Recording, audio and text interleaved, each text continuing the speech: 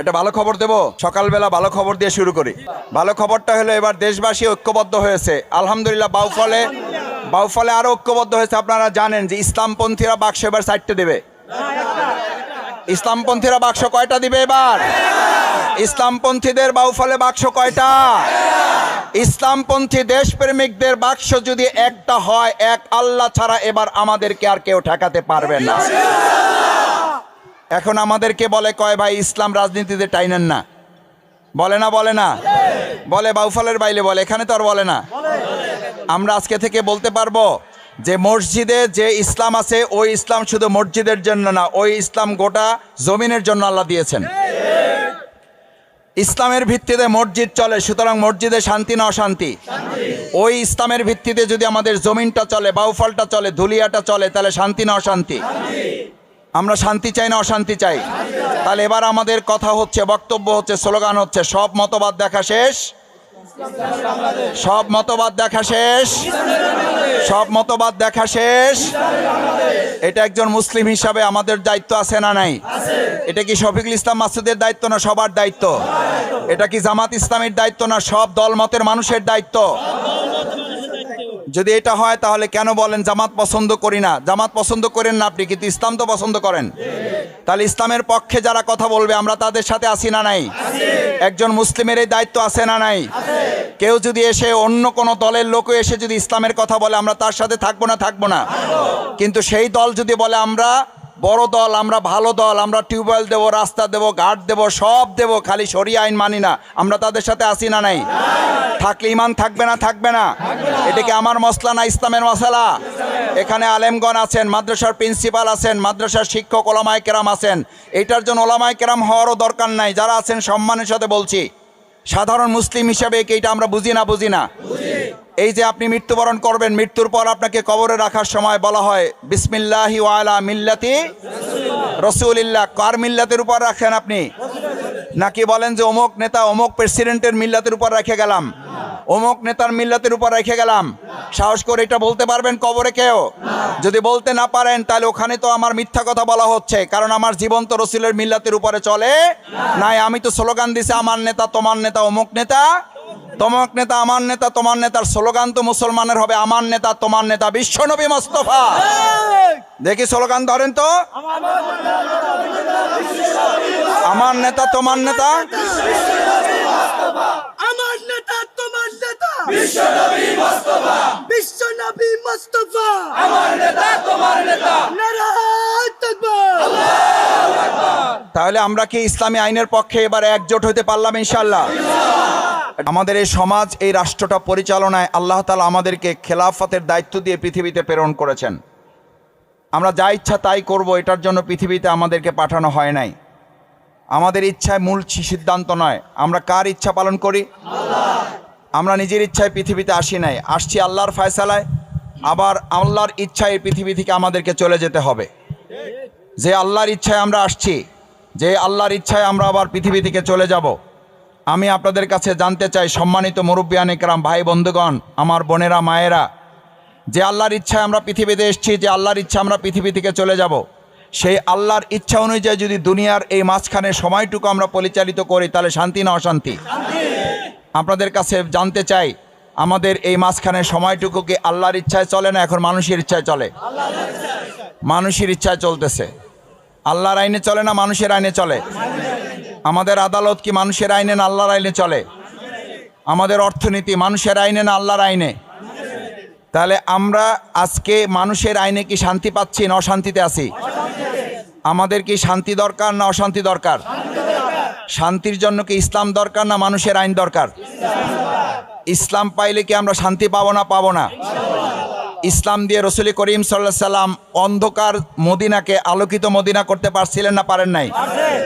আমাদের বাউফলকে যদি আলোকিত বাউফল করতে চাই তাহলে মানুষের আইনে হবে না আল্লাহর আইনে হবে? সেই আল্লাহর আইন কি আল্লাহ ফেরেশতা দিয়ে বাস্তবায়ন করবে না মানুষের হাতে ক্ষমতা আছে? সেই ক্ষমতা প্রয়োগ করার সময় সামনে আসতেছে না?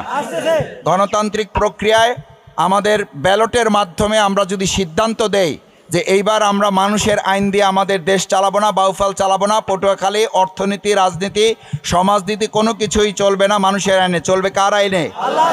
কার আইনে চলবে? এই আল্লাহর আইনে চালাইতে হবে। এটা কি আমাদের শখের ব্যাপার না এটা আল্লাহর সিদ্ধান্ত? এটা কি আমাদের জন্য সুন্নাত, নফল না ফরজ? এটা কি নামাজের মতো ফরজ না তার চেয়ে কম ফরজ? এটা বরং নামাজের চেয়ে বড় ফরজ। কারণ প্রিয়নবী রাসূল করিম সাল্লাল্লাহু আলাইহি সাল্লাম 27টা যুদ্ধ করেছেন কেন? 27টা যুদ্ধ করেছেন কেন? শুধু কি নামাজের জন্য? শুধু কি রোজার জন্য? এটার জন্য যে অর্থনীতিও ইসলামের আলোকে চলবে, রাষ্ট্র ইসলামের আলোকে চলবে। সেই জন্য প্রিয়নবী রাসূল করিম সাল্লাল্লাহু আলাইহি ওয়াসাল্লাম পিছনে যে মসজিদ দেখতে পাচ্ছেন, আমাদের মসজিদ আছে? আছে। এই মসজিদের ইমাম আছে না নাই? এই মসজিদের ইমাম যিনি হবেন তিনি সমাজের ইমাম হবেন, আবার সমাজের ইমাম যিনি হবেন তিনি এই মসজিদের ইমাম হবেন। তখন আমাদের সমাজে কি আসবে? এরকম শান্তি মসজিদে নববীর মাধ্যমে মদিনায় আসছে না আসে নাই? মসজিদে নববীর ইমাম ছিলেন প্রিয়নবী মুহাম্মদুর রাসূলুল্লাহ সাল্লাল্লাহু আলাইহি সাল্লাম। আবার তিনি ওই মদিনা রাষ্ট্রের প্রেসিডেন্ট ছিলেন না ছিলেন না? দ্বিতীয় কথা হচ্ছে এই ধুলিয়াতে নদী ভাঙন আছে, আছে না নেই? আমাদের চর দখলের প্রশ্ন আছে, আছে না নাই? আমাদের জেলেদের মাছ ধরার ব্যাপার আছে, আছে না নাই? আপনারা কি স্বাধীন বাংলাদেশে আছেন না পরাধীন বাংলাদেশে? কয় পরাধীন বাংলাদেশে? 71 সালে তাহলে কি করলেন? 2024 সালে জুলাই আগস্টে স্বাধীন হয়েছি না হয় নাই? স্বাধীন হওয়ার পরও আমরা কেন চরের দখল বুঝে পাইলাম না? স্বাধীন হওয়ার পরও আমাদের জেলেরা কেন ট্যাক্স দেওয়া, কমিশন দেওয়া ছাড়া মাছ ধরতে পারে না? স্বাধীন হওয়ার পরও আমাদের জেলেরা কষ্ট করে রক্ত ঘাম করে মাছ ধরার পর দাদন দেওয়া ছাড়া তারা কেন বিক্রি করতে পারে না?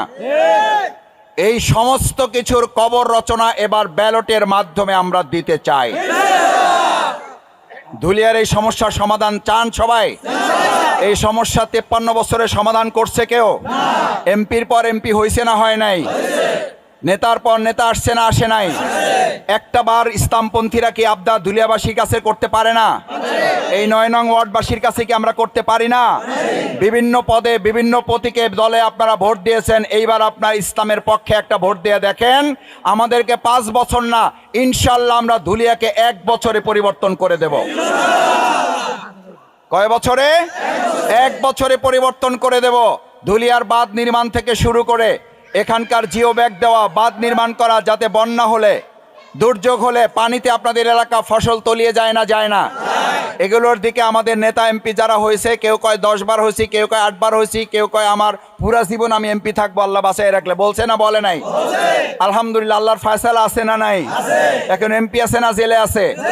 এটার মালিক কে? মালিক কে? আল্লাহুম্মা মালিকাল মুলকি তুতিল মুলকা মান তাশা ওয়া তানজিউল মুলকা মিম্মান তাশা ওয়া তুইজ্জু মান তাশা ওয়া তুযিল্লু মান তাশা বিয়াদিকাল খায়র ইন্নাকা আলা কুল্লি শাইইন কাদির।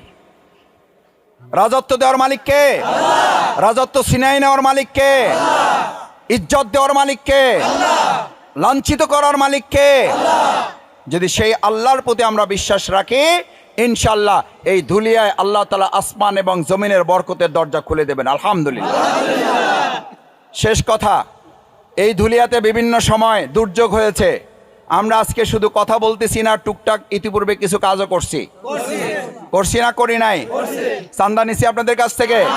জামাত আপনাদেরকে জোর করে কিছু করছে? জামাত নেতারা কারো জমি দখল করছে? জামাতের কর্মীরা কারো দোকান ঘর দখল করছে?